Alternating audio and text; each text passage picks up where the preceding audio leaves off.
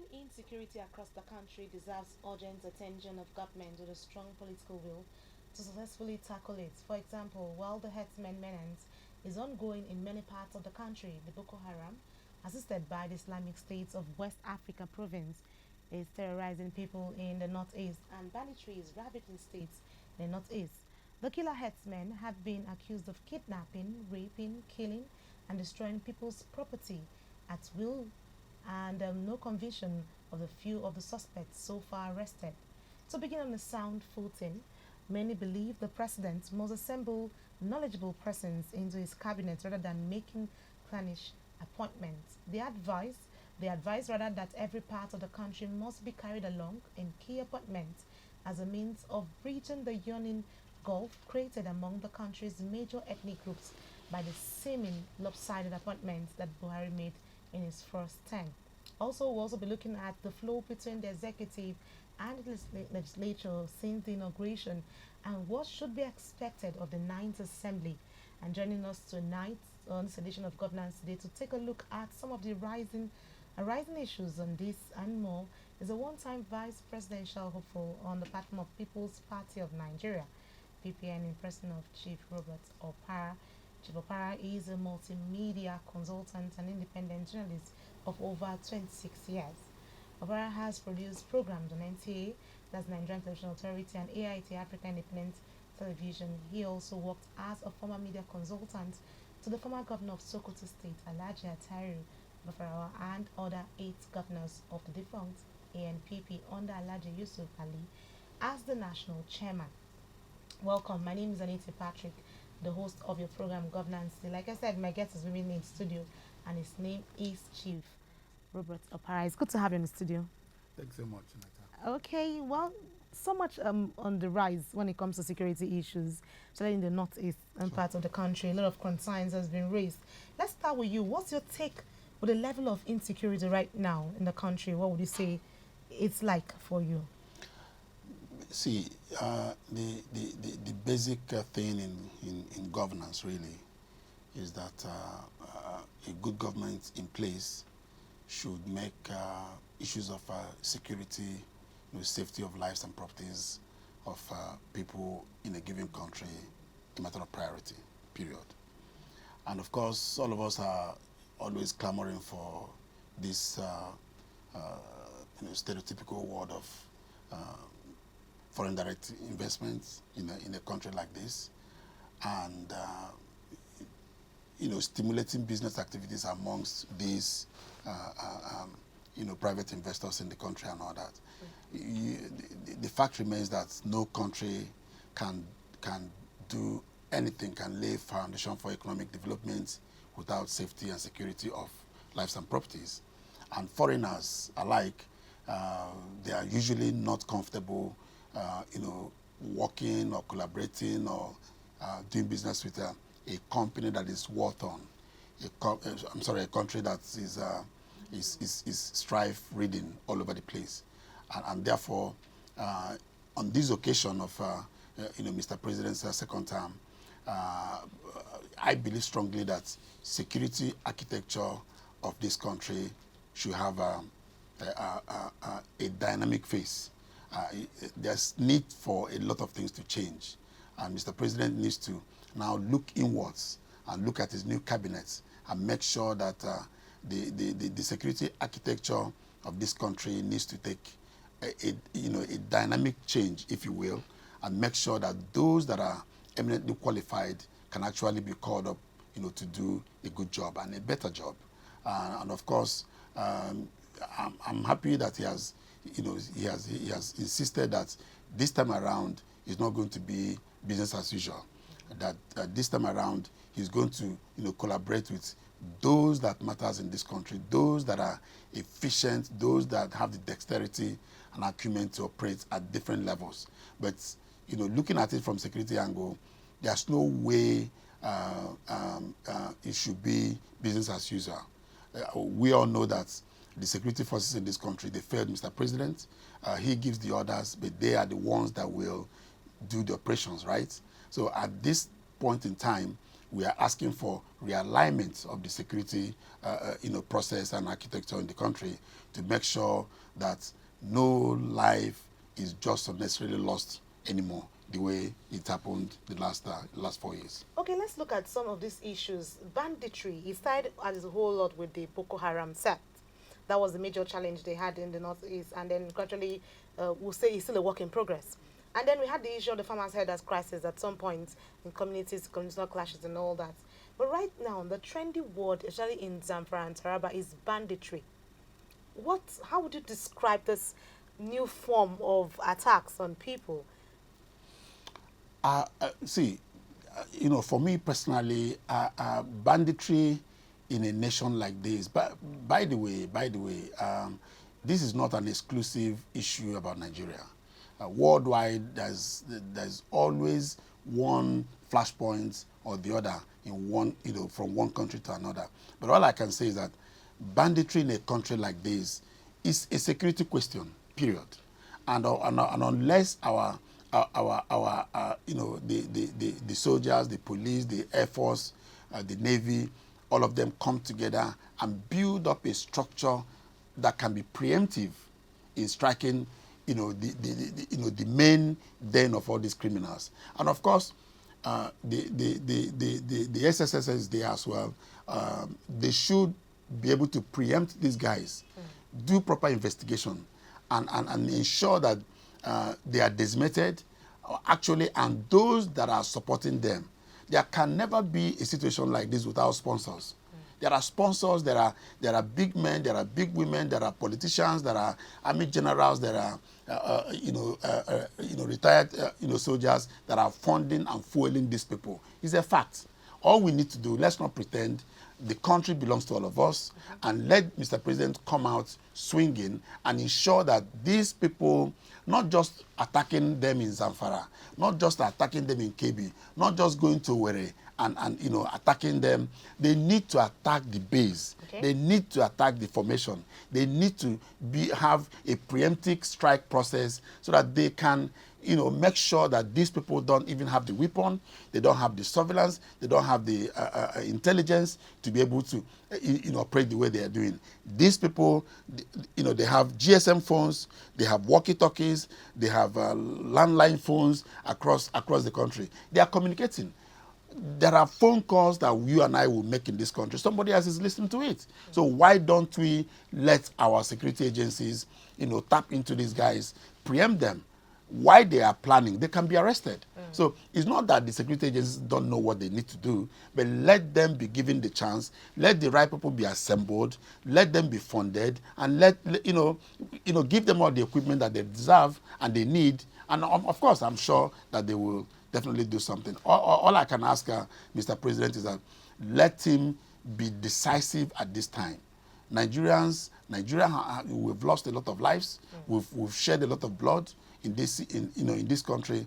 Thank God he said that there will be a renewed process of governance, which means that priority this time around, according to him, and I believe him, is that he's going to open his eyes and actually pick the right people that work with him. That's the slogan. Let's look at this whole sense of appointment, because that's one major concern for Nigerians. And Nigerians are looking at what happened in 2015. They're hoping it doesn't play itself out in 2019, because some critical areas that should be tackled to handle some issues have been laid back because of the persons put in that position. So if you say you believe him, how long do you think? We're looking forward to him appointing. Do you see it coming out visibly? How strong do you see him bringing forth people that will stand tall and deliver for the people? See, my sister, my projects, our projects, prior to the election, we supported him.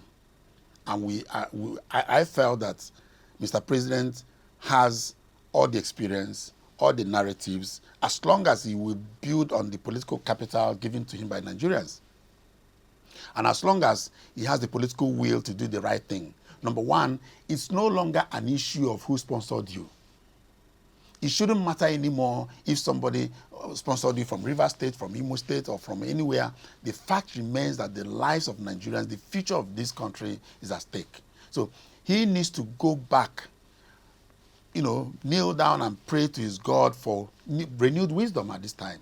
Let him pick out those that will actually deliver, democratic dividends to Nigerians. Wherever he needs to find them in his remarks, recently, and all that, he has promised that he's going to collaborate with different political parties. It's not about political parties this time. It's about picking out those that have track record, or those that can actually know that giving me an appointment, giving me a responsibility shows that Nigerians have trusted me to do this. It's no longer just about Mr. President, yes, but the blood of Nigerians are at stake here. Yes. The lives of Nigerians are at stake here.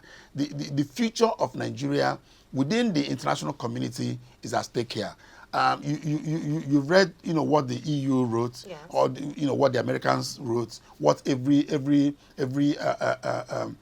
person or group of persons that came here to monitor our elections, what they've said. Let Mr. President lap up on that and move on, and bring in men and women that have new blood in them and all that, so that at the end of the day, Nigerians will ask questions. What did you do at this time? And I'm sure Mr. President has the will, he has the political will to move this country forward. Well, let's start with the basis in the fact that you sound very confident in his administration to bring to bear the hopes in which Nigerians have.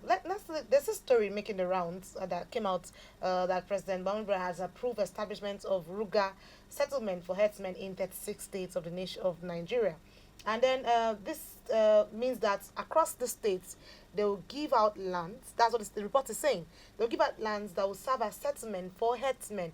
Don't forget, we've had the issue of the farmer herders crisis. Right, let's start from the Benue side. Across some of the communities.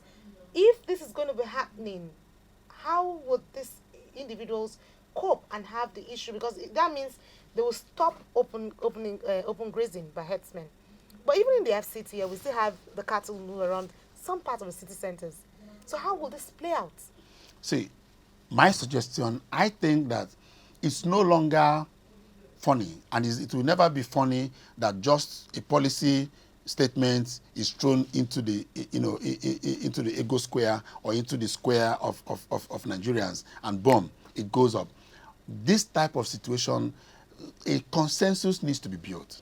Okay. Do you understand?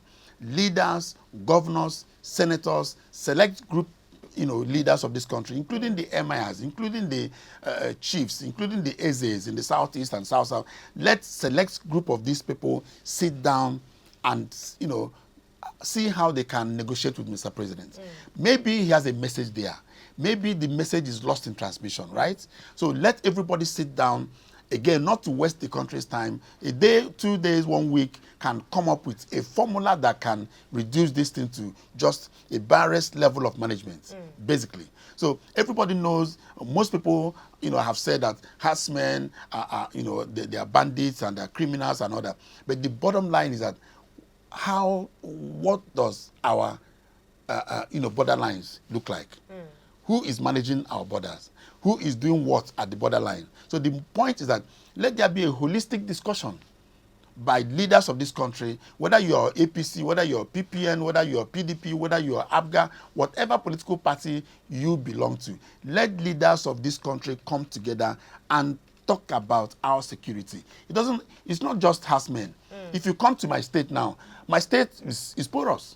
If you go to Anambra State, it's porous. If you go to anywhere, there are criminals. You cannot even walk through the street of Owerri right now by 7 p.m. with an expensive phone, even if it's Nokia Touch.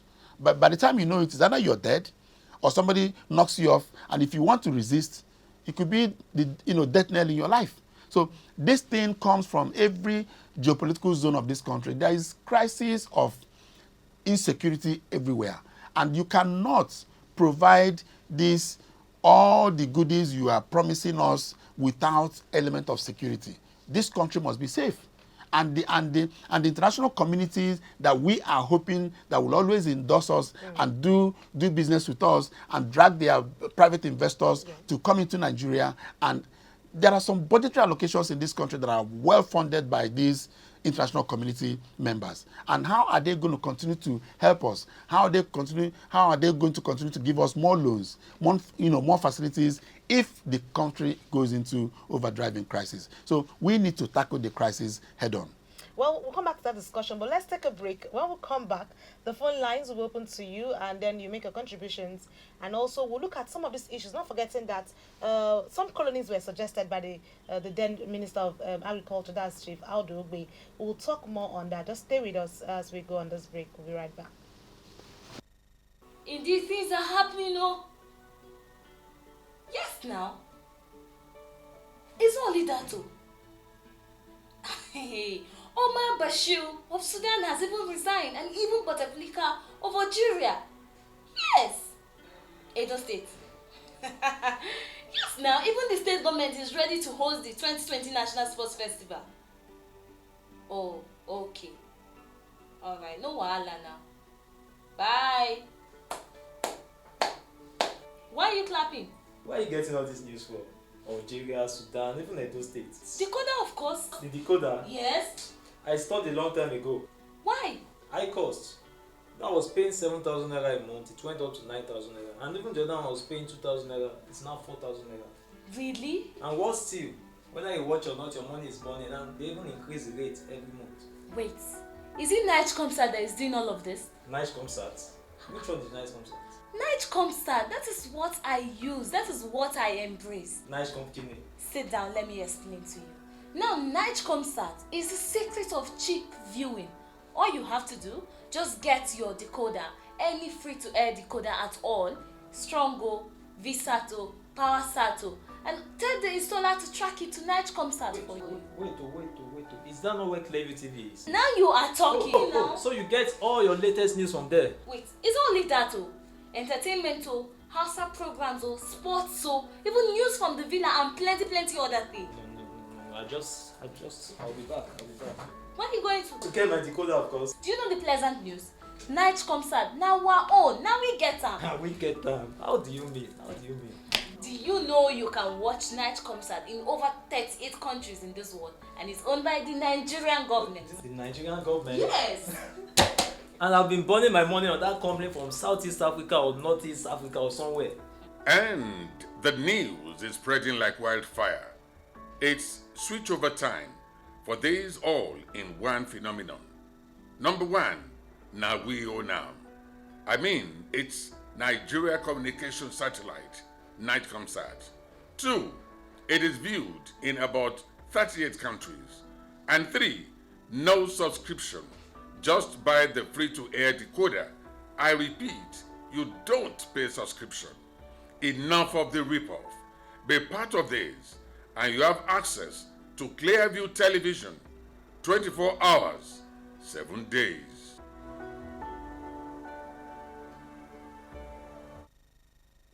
All right, welcome back. We're still here, and it's still your program, Governance Today, where we've been talking about the issue of insecurity and also what's been happening around us when it comes to the news that the president had approved establishment of Ruga settlement for herdsmen in 36 states of Nigeria.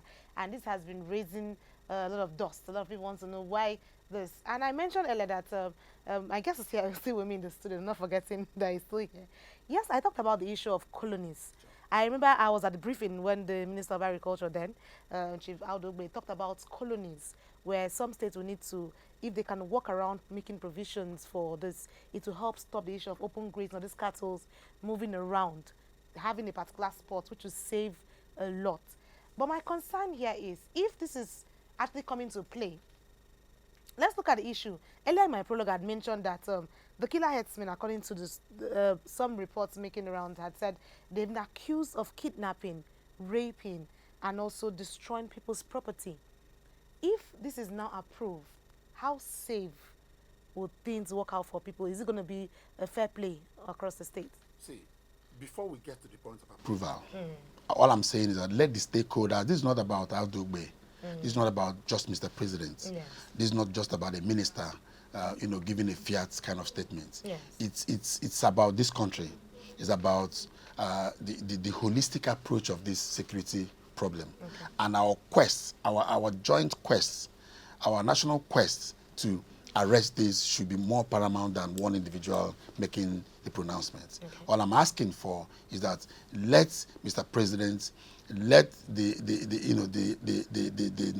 National Executive Council ensure that Nigerians, our leaders, participate, maybe in a day's talk shop, Okay. maybe in 2 days talk shop. Assemble the eggheads that we have in this country. Let them sit down and dissect this situation. Once it is dissected, I'm sure something good may come out of this. Otherwise, I don't want to, sit back in the, in the comfort of my home and say, okay, herdsmen have done that, and criminals in Imo have done that, and criminals in Rivers State have done that, and all that. Let us look at this thing as a Nigerian problem. Okay. Nigerian situation, yes. Okay, while we're looking at it as a Nigerian problem, not forgetting that I also mentioned in my prologue earlier that we've had cases of suspects being picked concerning this particular issue of raping, banditry, and all that. And yet, there's no conviction. There's no Nigerians that say they're not being tried, they're not even taking. We just hear suspects, and the next thing, it just stays there, and it ends at that point. Not forgetting that you're the BOT chairman of the Youth Empowerment and Justice Initiative. This is for empowerment for youth, and also to see how the young minds or the young people that are arrested or put into prison or something, in one case or that, are being saved out of those situations. Why would people be on the loose and not being convicted, and then we have young people stuck somewhere? See, again, my sister, this country belongs to us. Yeah. I am running a youth program right now because after politics, there's life. Yes. And after the election, anybody that wins or loses, there's still life. We are now in a process of governance, period. And all we need to do is to make sure that the future of our youth are secured. The future of our women that are usually handbagged for political parties are secured for tomorrow. All right. So what we are doing is that to ensure that in every state, in every ward, in every local government council in this country, we have what we call legal aid. We have water aid, we have agricultural empowerment and all that stuff.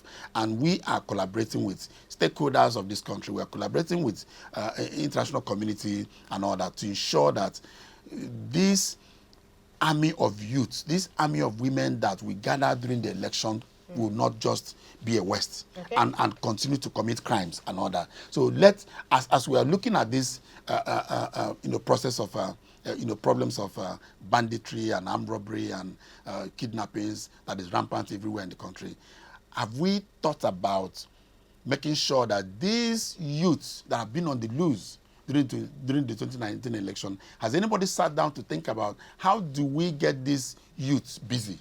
How do we get these women that supported us, to be creative, to help them to be creative, fund them, sponsor them, train them in vocational processes and all that.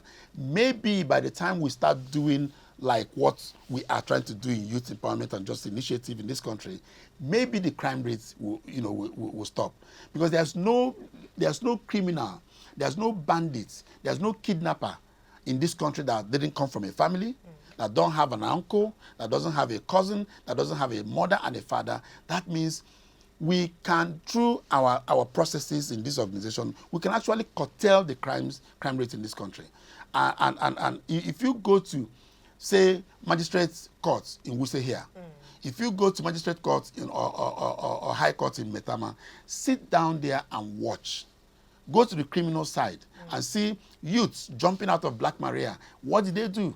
And some of these youths are 17, some of them are 19, some of them are 20. They've been used during the political era, right? And right now, they are just on the loose. So they are actually looking for people that can say, come, come to us. And as long as an organization is honest enough and they know what they are doing, they have a direction, and they want to reposition these kids, train their mindsets, make sure that the criminality process in their heads are detoxed. We can do that as a country. Mr. President can actually use, we have a lot of psychologists in this country, for crying out loud. So at the end of the day, a lot of these youths are remanded in custody for just probably for 10,000 naira fine that they cannot find. And before you know it, they've spent 3 years in jail awaiting trial. And so that is what we are trying to curtail. We are also trying to get some of these kids, young girls that are into this prostitution because they are the breadwinners in their families. What can we do? We can put them through, vocational training. We can put them through, giving them loans and giving them grants. Let them be useful to themselves. They can start trade. If you go to the market in Worcester market today and use 100,000 naira and share to 10 women, let me shock you. If you go back there in 3 months, you'll be glad that you make that investment, because that 10,000 naira extra can help them to buy ogo in quantity, can buy a goosey, can buy obono, can buy anything, and increase the content on their table. So why are we wasting time and fighting crime in the sky when the sky, the crime is already in our domain? We can actually do something as a nation. Let's not fight this thing in the sky. This problem is right here. So we can do something better about it. I love the fact that you have this initiative and then you want to push for, because what starts, like you said, charity begins at home. Sure. If the foundation is set right, the youth will have the right, because let's look at the trend of crimes happening for the young people today. It starts with cybercrime. Sure. Insecurity is, in terms of job opportunity, no enabling environment. Let's look at what do you think the president should be doing differently in terms of enabling environment? I was speaking to someone earlier today, and the person said, when would we have a change in terms of power supply, electricity, when some people are selfish to their own personal dealings in terms of business? When we have that bold step taken to stop people being self-centered in the anti-corruption fight, because that's what is bringing insecurity into the nation. What's your take on that thought, basically? My take is for Mr. President to choose a cabinet, choose heads and leaders of parastatals and agents of this government out of experiential process. Okay. Let them go out and get people that are really, really, really ready to deliver. It's no longer about political patronage. That APC gives a list of 100 persons and they give them allocation of 100 seats in different organizations. That does not mean that they know what they're going to do, because they are still going to go into that organization, into that seat, and further the nest of those that help them to get there.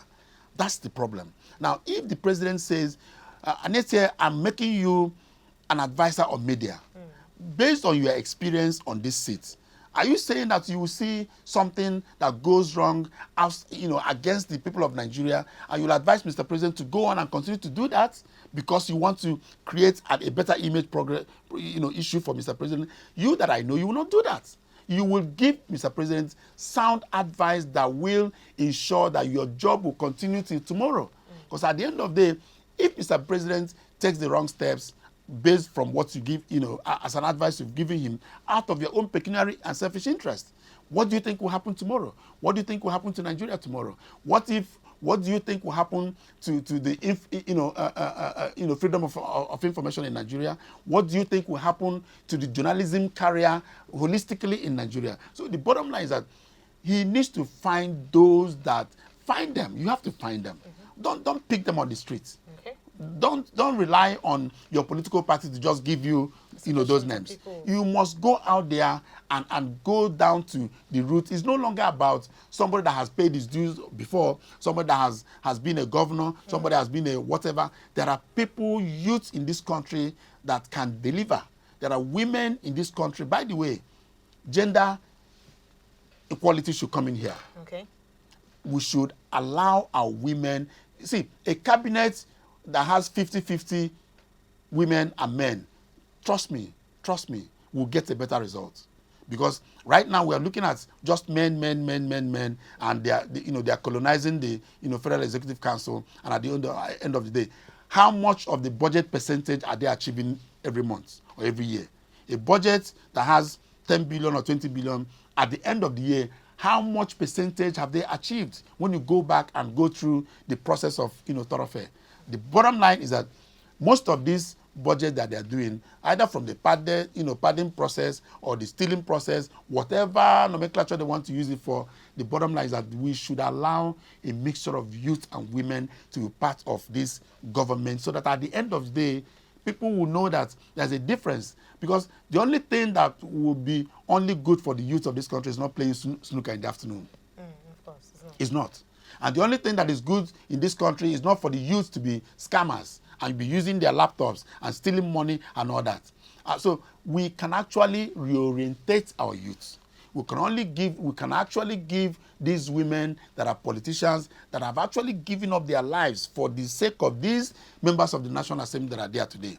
And they've been elected, but watch out. If care is not taken, if that process of coming back to your community to account for what you've done is not there, is not instilled in this process, you will not find them back in their communities again until after 4 years. So what are we talking about?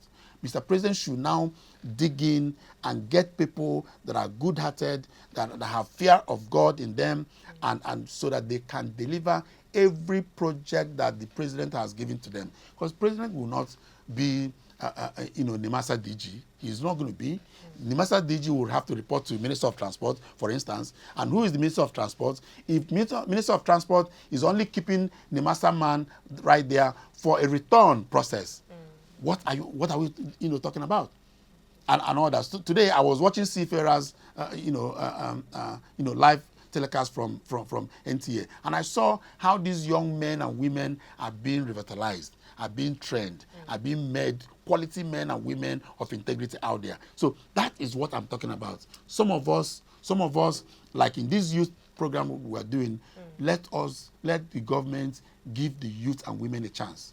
They can do something. Okay, while we're looking at the points where the government needs to give youth and women a chance, let's not forget that the phone lines are there on your screen for you to call in. We want to hear from you also, talk to us on those issues. But let's look at this.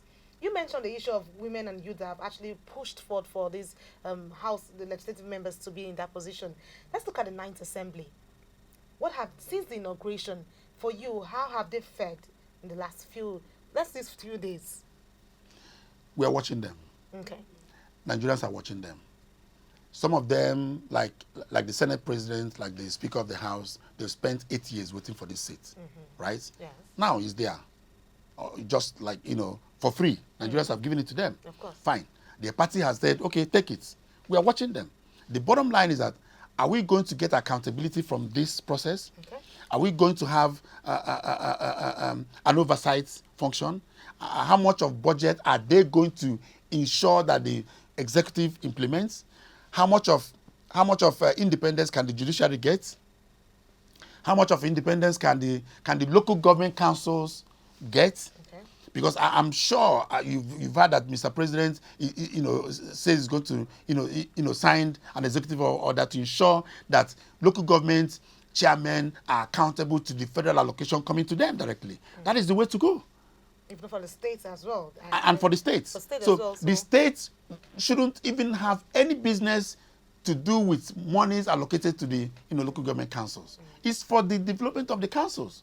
It's for the development of the wards of the local government in this country. So at the end of the day, most of these governors, they just go there and, of course, it's a joint account, and they empty all those monies due for these guys and just leave them money for just to pay salaries. Let's hear what the scholar thinks. Hello, good evening.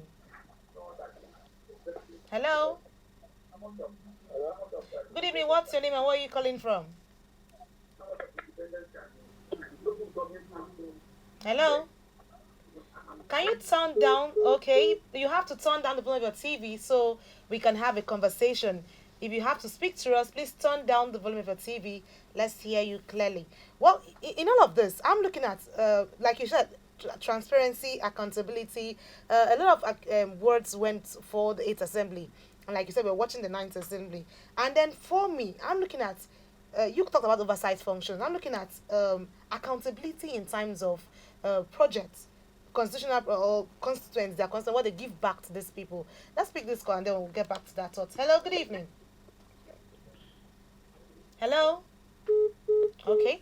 What's your take on that, basically? How do we monitor to see that transparency and accountability? I'm going to ask the Senate President right away. Okay. Who are you planning to put in as the chairman of the Public Accounts Committee? Okay. Basically. And who are the leaders you're going to pick out to work with you here? Are they just basically people that assisted you to be Senate President? Okay. Are they people that have track records that they can assist the Senate be accountable? When Mr. President brings a budget, what is your narrative? How do you approach this? Are you just going to stamp it and say, carry go, Mr. President? There has to be scrutiny. There has to be oversight function. There has to be pre-budget approval investigation and all that. Okay. Hello, good evening. Hello? Good evening. What's your name and where are you calling from? Hello? Go ahead. What's your name and where are you calling from? My name is Tim. Your name is what? Okay, I think we lost that. Hello, good evening. Hello. Good evening. What's your name and where are you calling from? I'm calling from Ukari, Taraba State. Ukari, Taraba State. What's your name? I am Messenger Tankozak by name. Your what? I'm Messenger Tankozak by name. All right, Zanko, let's hear you. I am watching you people based on the issue of the budget of approval of the. Hello? Go ahead, I'm with you. Go ahead.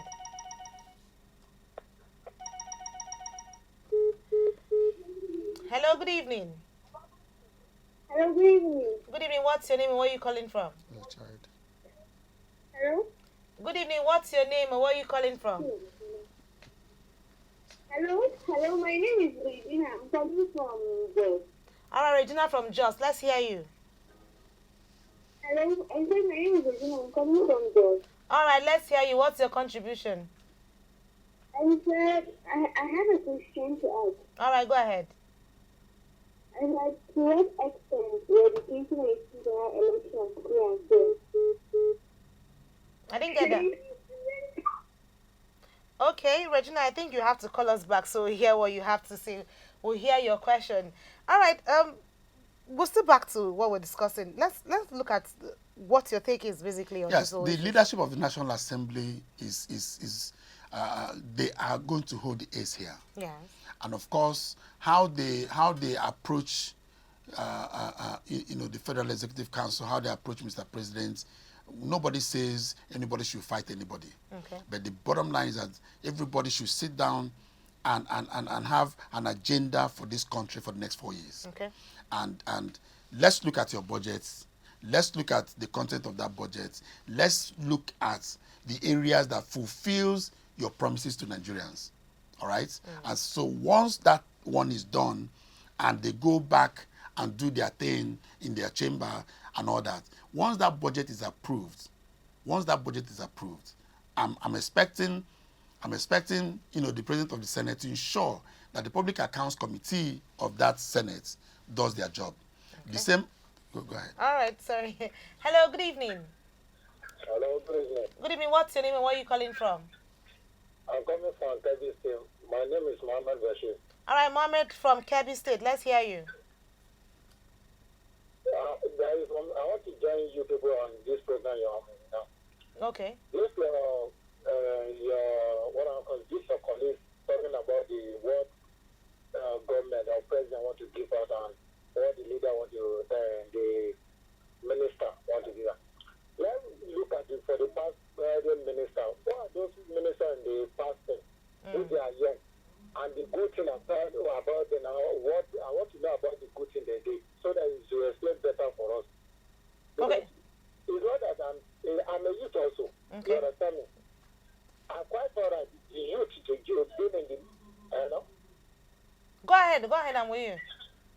Are you with me? Yes, go ahead.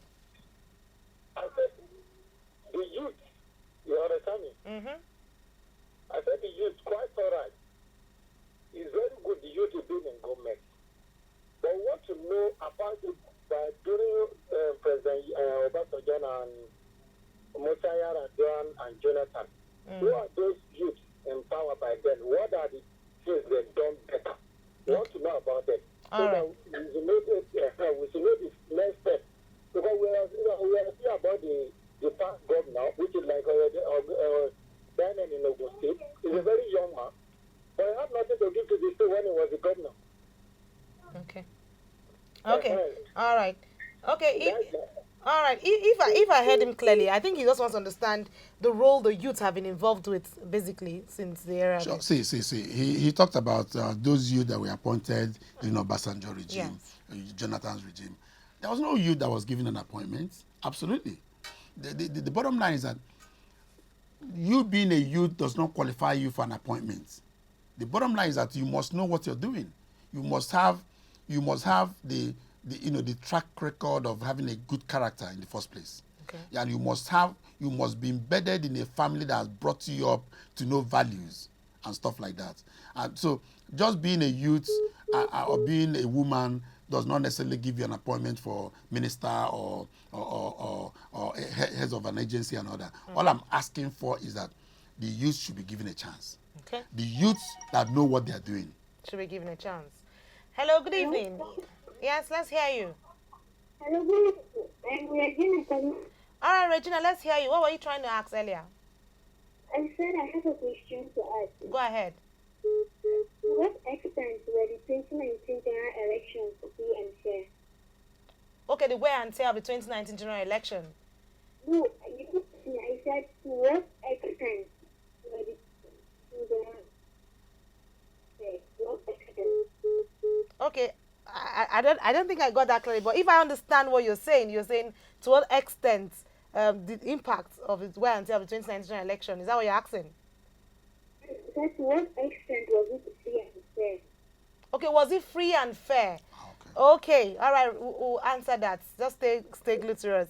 Okay, to what extent? Let me throw that to you because you also ran Yes. for the 2019 election. The fact is that worldwide, no election can be 100%, positive. Okay. Americans run the elections, the UK, the EU, they do all the elections. The bottom line is that we should learn from what has happened this time in our next dispensation. Okay. That's the bottom line.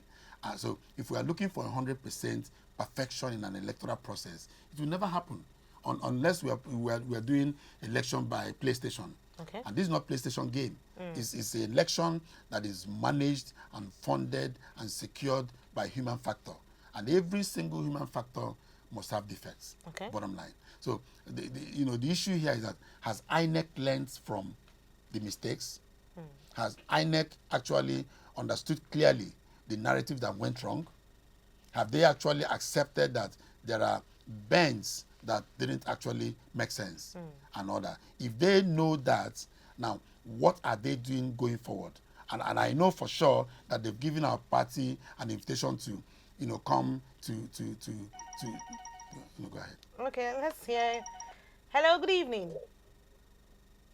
Hello. Okay. Hello, good evening. Hello.